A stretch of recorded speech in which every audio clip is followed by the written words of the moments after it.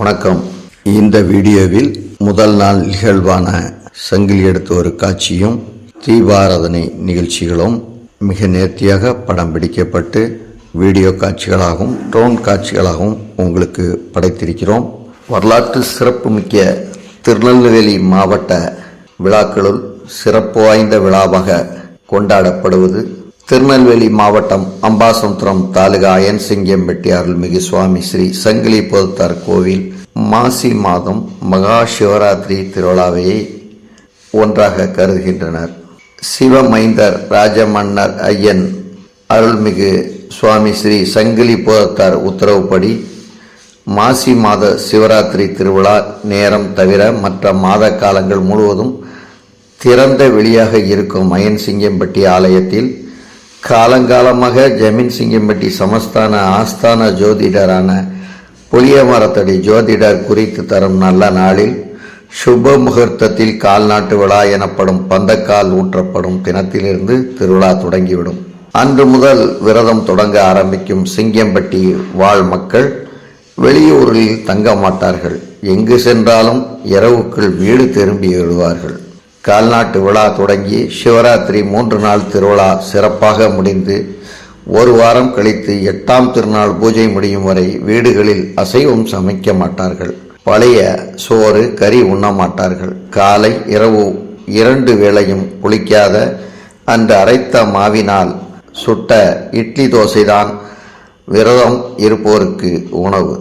கோயிலில் கூரை அமைக்கக்கூடாது என்ற ஐயனின் உத்தரவால் ஆண்டு முழுவதும் வெயில் மழையில் காய்ந்து கரைந்து இருக்கும் அனைத்து சுவாமிகளின் பீடங்களும் கால்நாட்டு விழாவிற்கு பின் சுத்தப்படுத்தப்படும். புது செம்மண் கொண்டு பாரம்பரிய வழக்கப்படி சிறப்பாக புனரமைக்கப்பட்டு சுண்ணாம்பு பூசப்பட்டு கம்பீரமாக புத்துருவாக்கம் பெறும் சுவாமிகளின் பிரம்மாண்ட பீடங்கள் அனைத்தும் காண்போரை கரம் தூக்கி தொழ வைக்கும்.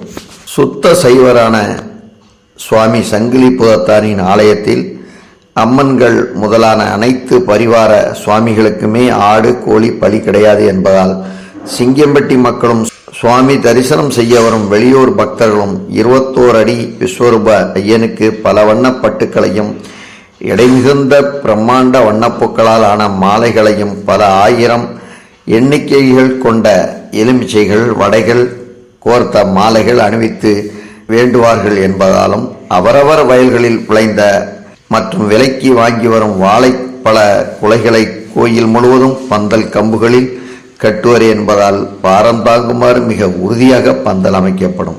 சிவராத்திரி தினம் காலை நேரத்தில் சங்கிலி எடுக்க அயன்சிங்கம்பட்டி ஆலயத்தில் இருந்து கிளம்பும் சாமி கொண்டாடியானவர் நடைப்பயணமாக பழைய ஜமீன் காட்டுப்பாதை வழியாக காரையார் சொரிமுத்தையனார் கோயிலுக்கு செல்வர்.